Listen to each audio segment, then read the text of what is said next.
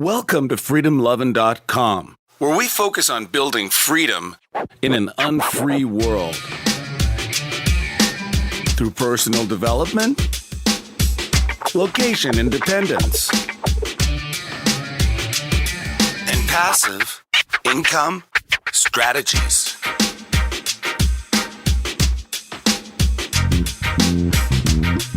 Now here's your host, Kevin Koskela. Welcome to Freedom Lovin, episode number 34, and this is Kevin, and thanks for joining us today. In a minute, I have an interview with Andrew Henderson of the Nomad Capitalist reports, and we're going to talk about the 4 most important ways to live free in an unfree world. So stay tuned for that. You don't want to miss it. It was definitely a fun interview and some good tips there. So, and we also had to do it twice. It was pretty annoying, but my computer, my new MacBook Air, it just decided to crash right about at the 40-minute mark, which are 40-minute mark, and that was almost to the end of our chat. So luckily, Andrew was nice enough to do the whole thing again with me. But yeah, I've never had that happen before, and always something technical that goes wrong. But I would have thought that there should be a way to save the progress of the interview of whatever was being recorded, but I guess that doesn't happen. So once the computer crashed, then there was no saving it. So live and learn in the world of podcasting, but moving along. So I had a comment, somebody put a comment on the blog about one of the podcasts I did a couple weeks ago, and he said that I should be getting way more comments, and the reason I'm not getting comments on the blog is that it required you to set up an account before commenting. I had no idea that was the case, and the problem wasn't the comment system. It was actually a setting that I had. There was a box that I needed to go in and check to have it so that people could just post comments and not have to set up an account. But I had no idea of that. So this whole time, I was wondering why nobody's commenting. But if you check out the blog, freedomlovin.com, and you can go and comment on any of the blog posts or podcasts that have already up there, and that would be cool to hear from people. So, and it's Livefire. The comment system is Livefire, which I actually really like. I think it's a really cool comment system. It's I was deciding between that and Disquise. I think it's called Disquise. And there was a lot of features I liked about Livefire that are actually better. So anyway, project automation is continuing for me. I mentioned that I have a cleaning person coming here once every 2 weeks now, and that's cool. That happened yesterday for the first time. And I also signed up for Paleo meals to be delivered. There was a deal online that I saw that was 10 meals for $50. And it was through a company called beatnik.com. I think it's beatnik.com. I'll have to look that up. I'll put it in the show notes. But yeah, it's a really cool idea. They just deliver. I think they're based in Austin, Texas, and they deliver throughout the U.S. So if you're in the U.S., check it out. It's a good deal. I don't know. I think the $50 thing was just on the Living Social deal. So it's probably not available now, but they still have some pretty good prices compared to some of the other companies that I've looked at. And so 10 meals for $50, and with that deal, if you got friends to join in with you, it could go down. I don't think I had anybody actually do it with me, but the price could even get lower. So they have a variety of different meals that they send with the 10-pack. And so I'll find out what that's all about, but I think that's going to be really cool because it just cuts down on all the grocery shopping I do. I think I will never get away with not doing any grocery shopping myself, but just to not have to go to the store like all the time, like I feel like I'm doing, would be nice, especially when you live by yourself. There's a lot to do with groceries and cleaning and all that. I used to be married, so everything was split in two, and then once I went off on my own, it's like everything doubled. All my workload doubled as far as all the day-to-day stuff. So this stuff I think is necessary, so I'm really looking forward to that, and plus it's healthy. My only concern is that it's not going to be enough food because I eat a lot, and sometimes I get these meals and it's like I'm still hungry after, so I'm actually making or eating food after I eat my paleo or my pre-cooked meal. So, but we'll see. I'll report on that as soon as I get those.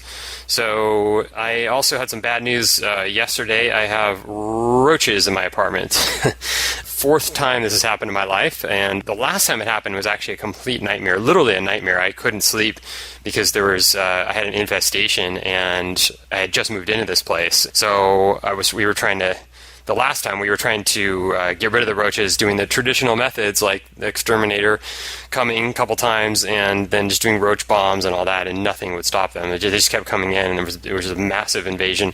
And I pretty much had to leave as much as I could, and then I'd come back and sleep and not really sleep. So this I am not as worried about, but it is a concern. There was some roaches under the sink because there was a leak, and it was making it all humid down there, and roaches love the humidity, they love the heat, so they were going under the sink, and I also saw one in the bathroom. So I've got some stuff to take care of here at the home front, and hopefully my landlord cooperates and gets it all done, because this could blow up out of control pretty quickly. So the way those roaches reproduce. So that's about it. I'm heading to Miami next week. So a few days after this podcast is released, I'm going to be off to Miami for about 6 days. I think I'm going from the January 17th to the 22nd. So I'm really looking forward to that. I've never been to Miami, and I'm going to my first couple days, I'm going to be in the Keys. I just found out my friend lives down in South Florida,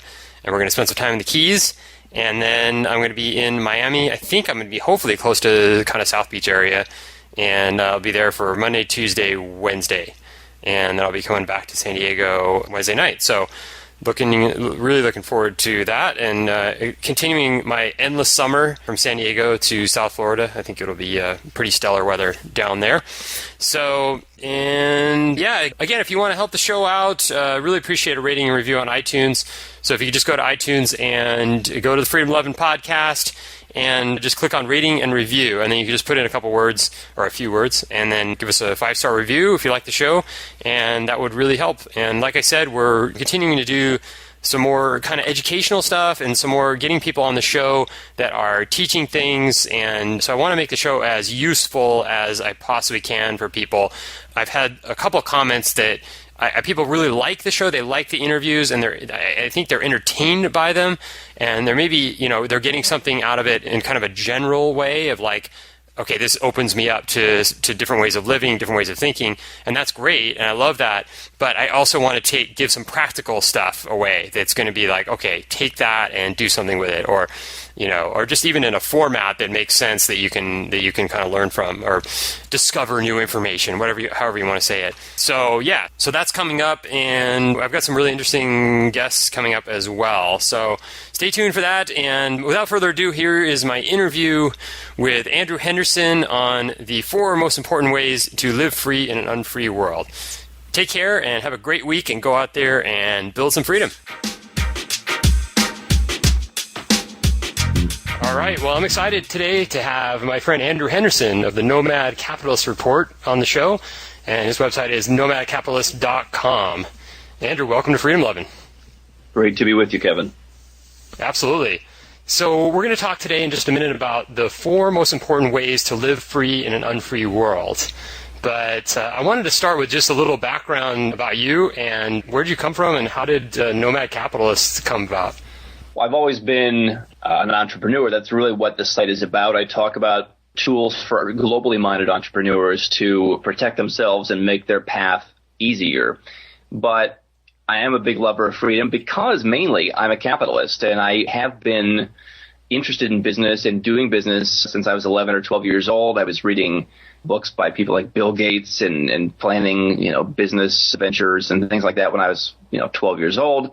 Always a hit at parties, by the way. You go and, kids are drinking out of the punch bowl and going to closets and making out. And you're like, well, did you read this thing that Bill Gates said about the latest trends in tablet computing 10 years from now? That could be something to watch out for. And so I just continued that. And, I had a great upbringing in that, my father was in business for himself. I learned the lessons of that.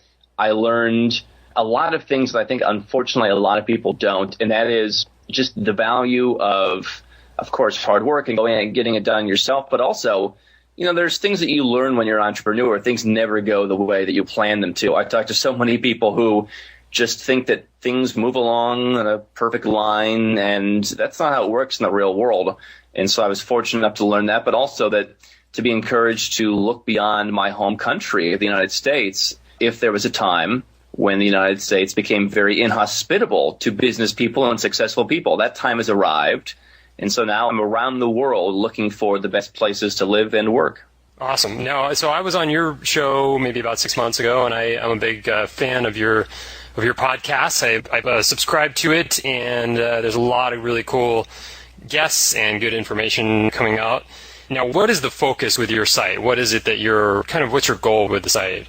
I actually, by the way, I have a chalkboard. I carry it around in my suitcase. Like every day I take out the chalk and I mark another day. And the smiley face of days that have passed since you've been on my show has turned into a big frown with a tear coming out of its eye. Oh, no.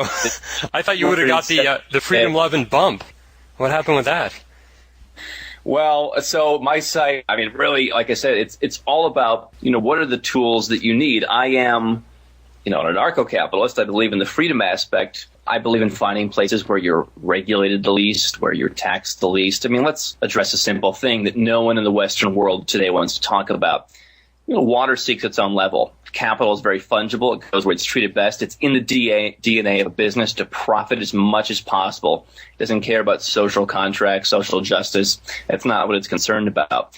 And so those are the hard truths that I talk about.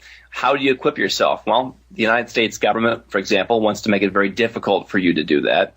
They set up a lot of laws. Just coming up later this year, they're going to fully implement one of the greatest de facto capital controls the Western world has ever seen with FATCA. And they're going to make it hard for you to get your money out. So government mafias want to make it difficult for people who want to invest their money and not play by the mafia rules. I talk about tools you can use, whether it's a second passport, putting your money in different places to get around that. But ultimately, once you do those things, I'm about how can you go out and make money. Right on. So now you have an event coming up, Passport to Freedom in Vegas, and wanted to find out a little more about that, have you talk about that and what the event's about. You have some pretty awesome speakers and some pretty cool topics. Well, first of all, I have to say this. I come from a sane part of the country where, people lead normal lives. And I understand there's no such thing as normal. We'll get into that. But we're doing this event in Vegas. Peter Schiff is our keynote. I'm having a special dinner for some of the early birds who signed up, months ago and believed in me and believed in the event. And we're going to, hang out on a Friday night. And I'm calling all these places in Vegas. My assistant's sending me menus. And we're going to a place.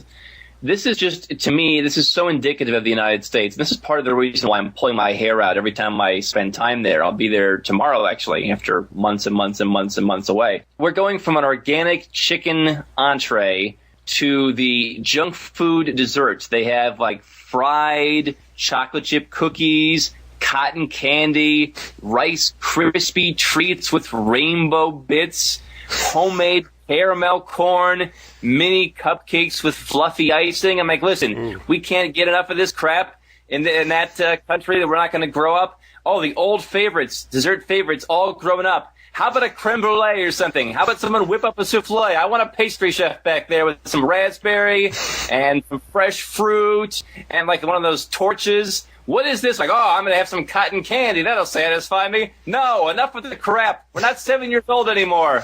But, Andrew, those are all organic, gluten-free snowflakes and ho-hos, right? Right, yes. It's like, okay, we're going to have mini crab cakes with endive and the Parmesan crisps and barley risotto comes out. And then, what's this? Oh, it's a chocolate chip cookie we dipped in a ho-ho and, threw in a deep fryer for 5 minutes. What is this?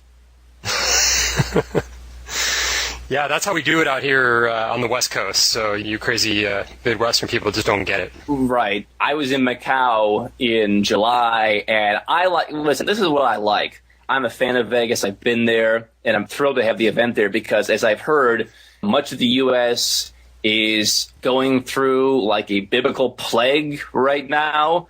And at least Vegas is 50 degrees Fahrenheit. So people can come out to Vegas January 23rd, 4th, and 5th and hear 3 days of offshore speakers, business speakers, etc. But, yeah, I mean, listen, I prefer a city where the people go to gamble and they're hard-nosed, ruthless degenerates. The degenerate angle has left from Vegas. You see some rich guy at a craps table throwing 10 grand with his, some woman in a negligee next to him. And after that, they go and they have an endive salad somewhere. I want guys chain smoking and drinking fifths of whiskey and just sitting at, blackjack tables for 52 hours straight. That is no longer in Vegas. It is in Macau. People sit at baccarat tables for days on end. It's not in Vegas, but we will be in Vegas later this month in January for Passport to Freedom. Peter Schiff, like I said, will be there. We're going to talk about everything you need to know, from how to get a second passport, where the best places to live and work and start a business overseas, how to protect your assets. Whether you've got $25,000 or $25 million, you will learn something that will help you. And it's not cheap to come to the event, but I think one tip will save you or make you thousands of dollars. Yeah, I think you can never get enough of this. I mean, especially in this day and age with all that's going on in the U.S. and in the world. And the website that you can go and check it out and buy your tickets, and you better get them quick, because when this podcast comes out, I think there's only about 10 days left. But the website is frenzy now. Yeah, it's a frenzy. freedomlovinevent.com. You can get all the info you need. And I, unfortunately, will not be able to make it because Andrew scheduled it on a weekend where there's like 8 other conferences, and I happen to be already going to another one. So you're dead to me. Yeah, well, next year I will make sure that you do it on a weekend that I can make it. So we're going to have it all about Freedom Lovin. So, and here's the ultimate thing, Kevin, just one last thing on that. As a capitalist, I do not really wish to return to the United States, but we surveyed our list. We surveyed another group who was interested in the event. Where do you want to go? Do you want to go to Europe? Do you want to go to Singapore? Do you want to go to the Philippines and kick back? Do you want to go to Vegas? Everybody said Vegas. I listened to the market. I respect the cash. Yeah. So we're doing it in Las Vegas. But there may be events in other places in the future. Obviously, we'd like to have them out of the country. I've always, I take the exact opposite approach of these people who have weddings in the Maldives, for example, where it's like you have to get on 7 connecting flights to come to see our wedding. And I'm like, I have to waste my time for this. Yeah. I believe in making things easy for people. And so when people say, why is your event in the USSA? I say, because that's where the people who paid wanted it to be. Right. It's capitalism. That's how it works. Yeah. So, and by the way, I don't mind if you have it in Panama next year or whenever you're. Well, Panama is. We need to go down there with a stick and get those people whipped into shape here. There's some problems going on in Panama, but that would not be a bad place for Americans to go. No, not at all. So, okay, cool. Well, let's get on to the 4 most important tips to living free in an unfree world. So, number 1 is an open mind. I look at this. This is very important. It sounds so basic, but let me explain. I think that living in the United States, for example, it's one of the most insular countries on Earth. All right, there's somewhat of a geographical reason for that. I meet people from Switzerland. They're surrounded by numerous countries. They speak 4 languages. They have to deal with what's going on in the rest of the world more. Also, they're a smaller country, but especially in the U.S., I don't know that they understand what's really going on in the rest of the world. And they get into these stereotypes, many of which are spread by government propaganda, and they don't let go. For example, there's been a thing going around for years about how Russia is declining and they're going to have 0 population pretty soon because they're not reproducing. That trend has been turned around, actually. I'm not saying Russia's the best place on earth or that I recommend it for much, but Russia is actually growing faster than many Western countries. You look at places that people say are dumps or third world hellholes. I mean, I have friends in the United States who are pretty liberal on what they want to call a third world hellhole. I mean, Lithuania, I go to Lithuania and see how bad it is. I mean, it's cold some of the time, but, I think most places on Earth, first of all, if you have any kind of money, you can get by just fine. $800 a month in Cambodia gets you a pretty nice apartment with amenities, but this idea that we want to poo-poo other countries. Have an open mind and realize that your country is not the only one. The U.S., for example, is number 1 in no measurement of anything really other than obesity and prisoners. And I'm not saying that to be glib, but it's not the best place to host your website. It's not the best place for freedom of the press. It's not the best place for economic freedom, for quality of life. And on the other end of the spectrum, I look at the so-called conservatives in the United States who, rah, America, it's perfect, land of the free, etc. Listen, I'm not telling people to go and live in Norway and pay 60% tax. Happen to like Norway, have some ancestors there, wish I could get a passport. But, very few places better for freedom of speech and freedom of the press. If you have a politically sensitive website, Norway, Iceland, the Netherlands. You can't look at everything in good and bad. Norway, bad for starting a business, good for freedom of speech. Find the best of all worlds, diversify yourself, do your freedom of speech in the country with the best freedom of speech. Do your business in the country with the best business conditions. Yeah. Yeah, that makes a lot of sense. And the open mind idea, it's funny how many people, last year I had a plan that I was going to go to Mexico for a few months, and it's amazing how uninterested people are in that. And they think of Mexico as this complete, like you said, third world hellhole.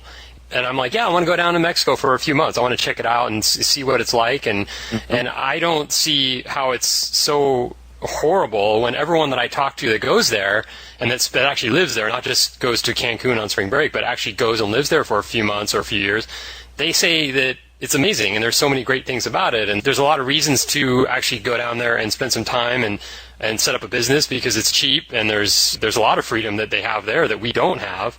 And but everybody here seems to think that it's like the drug dealing capital of the world, and you're just going to get shot. It's like that thing where it's, it's bad here, but it's worse everywhere else. This is still number one. It's like, how bad does it have to get before you let up on the idea that it's still number one? Mexico, what do they have? Net or negative migration to the United States at this point. They have an economy that's it's close to pretty much being on fire. Yeah. And people don't seem to realize that. So, you can't be successful doing that. One of the best tips I got when it comes to doing business overseas is don't be dogmatic. Don't go to a country and say, oh, the way they do things is crap. Right. There's no such thing as that. Exactly. So that leads to point number 2 about how to live free in an unfree world: a passport and a plane ticket. Well, again, it sounds like something, that's so easy. But I really think you can't understand these issues until you actually go out and see it with your eyes. I mean, when the Fed was beginning their assault on savers and on the currency, I was in parts of Europe and I was looking at, bank interest signs where they're paying 4 and 5%. It's like, I'm making 1%. Now, you can go online, you can look on that computer screen and, that can't be right.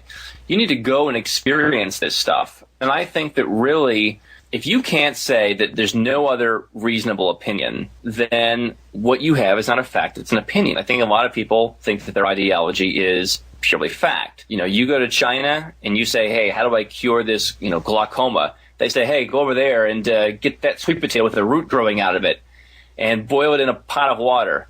And that people believe in that voodoo here? Yeah, 1.3 billion of them. And then you go to the U.S. and you have the FDA telling you that if you don't take Vioxx and die, that everything else is evil, raw milk is evil, natural supplement companies need to be shut down, people who talk about weight loss need to be thrown in jail. There's a thing in the United States, there's a saying, taxes are the price we pay for civilization. I don't know, have you been to Singapore? People are paying like 8% corporate tax there on average, and I was waiting in the subway in Singapore last month, and people queue up like in the most eloquent fashion. You go to New York, people are running you over, and in many cities, Chicago, I guess there's a subway in Los Angeles people have told me about. Yeah, nobody rides it. Right. It's like a rumor, a wisp. By the way, congratulations, Villaraigosa and Jerry Brown and Schwarzenegger and all the criminals who've been running that state into the ground for 40 years. Congratulations on creating a complete hellhole for all business and all productivity where vast amounts of money are squandered on crap nobody wants. Come on, Andrew. I thought California was your favorite state. I've been listening to your podcast for a year. And listen, if it weren't, Apple is up there selling, 10 million iPods every 7 minutes. People are lining up, like pitching tents in the desert in front of Apple stores waiting to buy these products because they want these products. And then California says, that's fantastic. Let's take that spirit of innovation and let's build a subway in a system where everyone drives a Rolls Royce. This is fantastic. Yeah. Listen, Singapore, highly civilized society, Monaco, Andorra, those are small countries. Listen, it's not my fault that the United States decided to go on a thing called Manifest Destiny, kill a bunch of Indians, and take over a mass landmass. That's their fault. If they have too much land area and too many people to effectively provide health care for their citizens and do all the things they want to do, and they can't do it efficiently, then maybe you should be looking at a small country. Maybe you should be going to Monaco. You got me all fired up, Kevin. That's how I like it. Listen, Andorra has no income tax. Whether they're a small country or a big country, who cares? It's a civilized place. You can live there. I think that the last time someone was murdered in Andorra, I think was like in the 14th century. They were like nobles running through the field. I mean, what defines civilized? If you don't have a passport, look, I'd like you to have a second passport. Get your own country's passport first. Go out there and see things and just watch the veneer of, or the, all the preconceived notions just melt off you. Oh yeah, that's a great point that you just made. Is that you're just eliminating the prejudices, because it's so easy to sit on your couch and watch like CNN, Fox, whatever pick your poison news station, and see all the horrible things that are going on around the world. But like, for example, the Bangkok riots recently. I mean, that made some pretty big news, and it seemed to me like all the videos I watched, it was just in one small part of Bangkok, which is a huge city, and it wasn't super out of control. It was very contained and it didn't last long. But yet, if you were sitting in middle America watching that, it just reassures you that, oh, yeah, Thailand's a dangerous place, and you could easily get killed there just by walking around. But you get out there and see it and experience it, and it's really not, and I spent, where we met up in Bangkok, I was there for, I think, about a week, and I think I saw one policeman the whole entire time, and I felt 100% safe. Like 3 a.m, walking around the streets, no problems. I've never been anywhere. I continue to up the ante. Look, I think you could go to Iran. I think you could go to, obviously North Korea as a guided tour, but I think you can go pretty much anywhere on Earth. Don't be an idiot. I always leave my Rolex at home, but a little bit of common sense, and I think that pretty much everywhere. I mean, look, people are people, and we want to look through our own viewpoint, whatever it is, but if you get out of that, that's how you become pragmatic and start to make money. Exactly. So the third point, and this is getting down more into the personal level. We talked about some high-level stuff and, fighting the man and stuff like that, but now talking about some more of the personal stuff that's more in your control. And so the third point is time freedom. Yeah. If you have a job, if you have a relationship, I sound like the guy in the infomercial, by the way. It's like, if you have insurance, if you have a job, if you've ever wanted to have a job, this is the book that'll solve all of your problems. Call now, it's $19.95. Yeah. But if you have things where you don't set the terms, and I understand in a relationship, you want to have a mutually agreeable exchange. But if people are setting the terms for you where you're not in control, that's a problem. That's something that's holding you back from what you want to do. So what I look at, a lot of people is they say, well, I'll settle, I'll compromise, or they'll promise to do it later. I'm guilty of this occasionally. There's a couple of things that I need to take care of that I've been here in Asia and spending a lot of time here, and they're first on my calendar for after our event because I don't want to put them off any longer.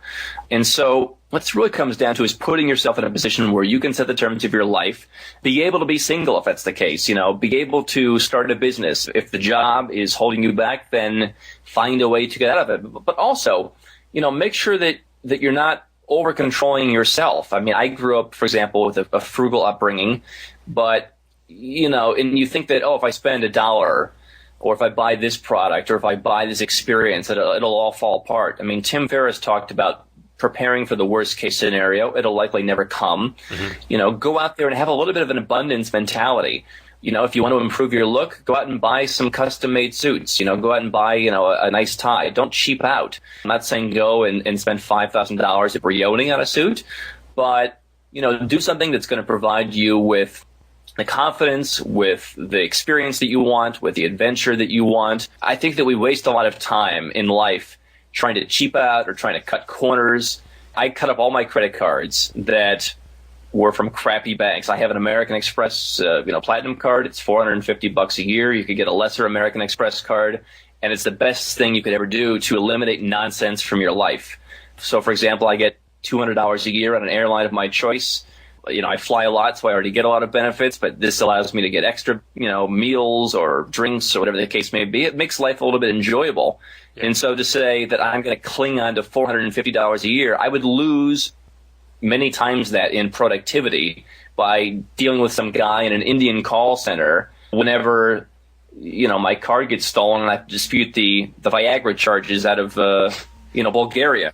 Right. Yeah, exactly. And you and I we were joking about, I posted something on Facebook about I hired a maid to come every 2 weeks. And of course, I live here in San Diego where the prices of those type of things run pretty high. But I got a deal on it. Paying for that subway.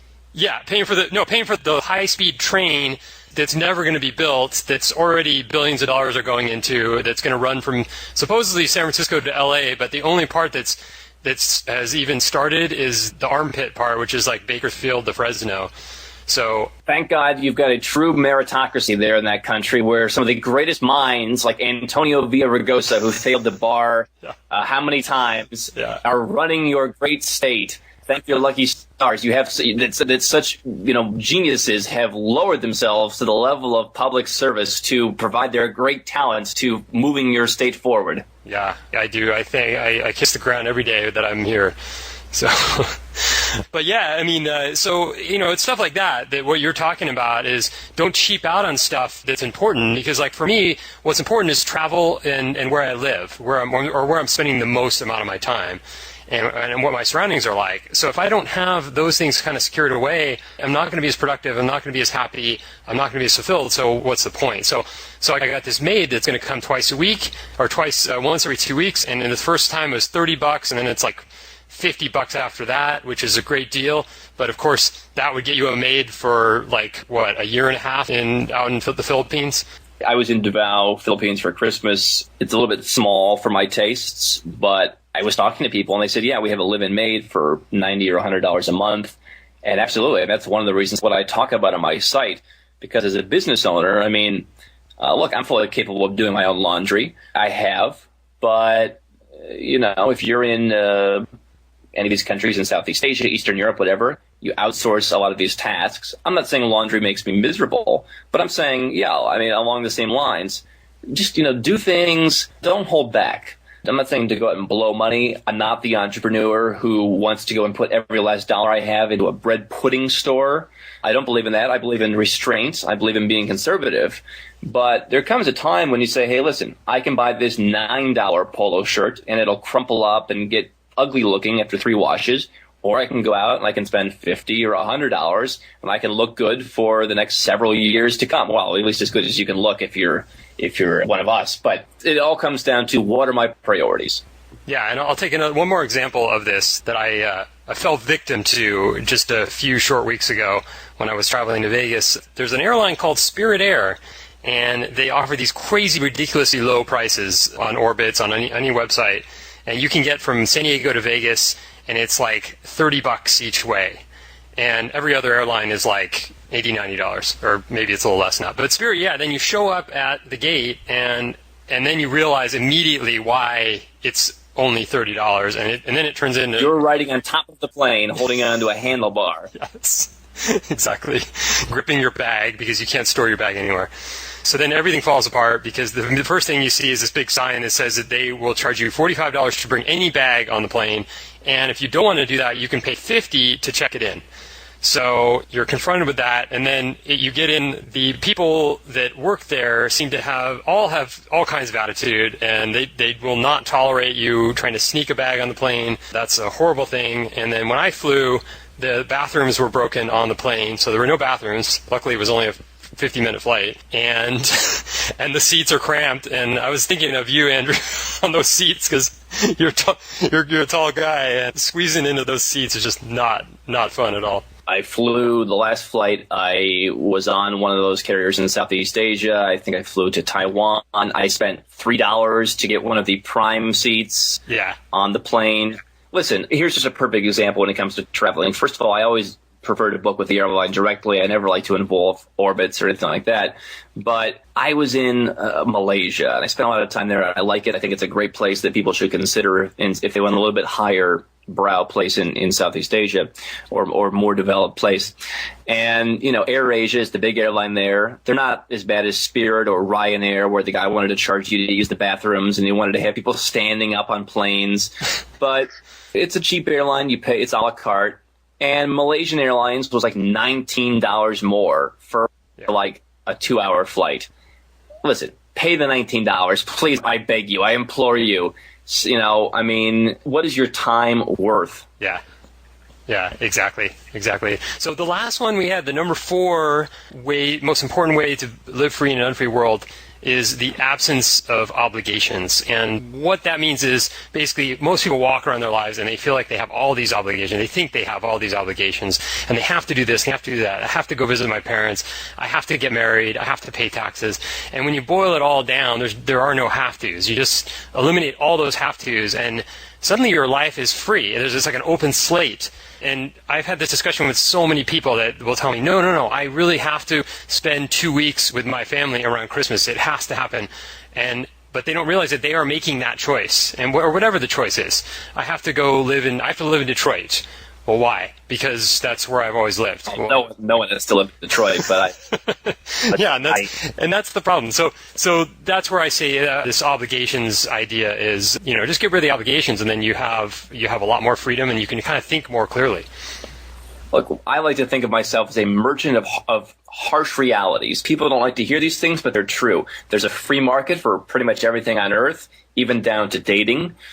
People will do what suits them best, I think, in the long run. But I also think this is a geographical issue to a certain extent, in that, you go to the U.S. and you get a lot of nonsense about certain stuff.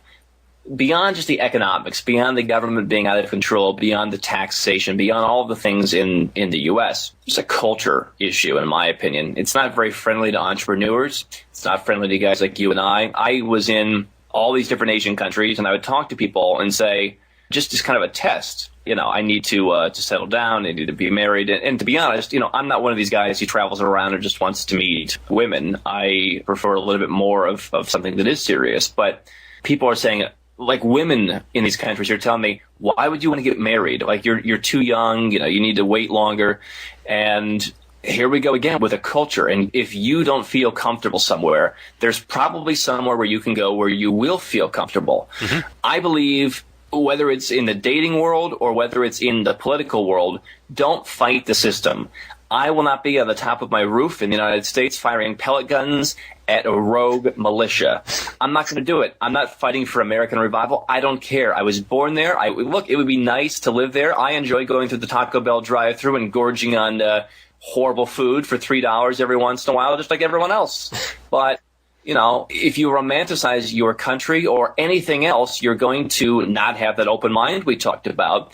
And so I don't believe in fighting to change other things or other people. Find a place where you can feel comfortable not having those obligations.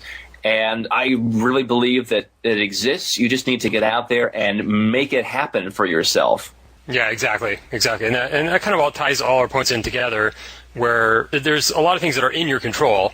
And rather than spending all this time worrying about like what politician is saying what, or what Ben Bernanke is doing or whatever, it just comes down to all these choices that you can make that affect your own life and can give you more freedom without even potentially having to move, unless that's something you want to do. So, absolutely, and I think that, look, there's so many people out there who do the stuff that we do, that talk about fear. They only talk about Ben Bernanke, and they only talk about laws like FATCA, the capital controls, and how you can't start a business. I say, listen, get all that stuff off the table. Do what you need to do. Yes, the U.S. government will make it harder. You need to be prepared. Maybe you need to live overseas. You need to maybe be prepared in 10 years to renounce your citizenship. Whatever the steps are that work for you, put those in place and then go and live your life. Start a business, trade, do whatever it is that makes you money, whatever makes you happy, and just live and enjoy. Don't be in this mindset of fear. Absolutely. Cool. Good way to end it. Positive note. It's Andrew Henderson, nomadcapitalist.com. And if you want to go to the event coming up really soon, like in a few days, it's freedomlovinevent.com. So you're going to Vegas, and then after that, you're going back to Asia, or where are you headed? I'm going to be churning out a lot of stuff for the site. We got some big stuff coming up on Nomad Capitalist, so I'll be hanging out for a few days after that and working with some people in the U.S. And by February, I'll be in Europe and then back in Asia by late spring, early summer. Awesome. Well, good luck with everything. Yeah, thanks, Andrew, for coming on the show. Join us for candy and fried churros and things with rainbow sprinkles, truffle infused, cupcake. It'll be fantastic. Ding dongs? ho-hos, right? Oh, yeah. Right. I'm like Newman from Seinfeld. I got the truck from Ukraine with all the Twinkies they didn't, get rid of. So it's a great time. It's a Passport to Freedom event, January 23rd, 4th, and 5th. Cool. All right. Well, have a good time out there in Seoul, and we'll be in touch, and we'll talk to you soon. Thanks, Kevin. Thanks for listening to another episode of the Freedom Lovin podcast. To break free today, head on over to freedomlovin.com and download our free guide. 7 practical tips to living free in an unfree world.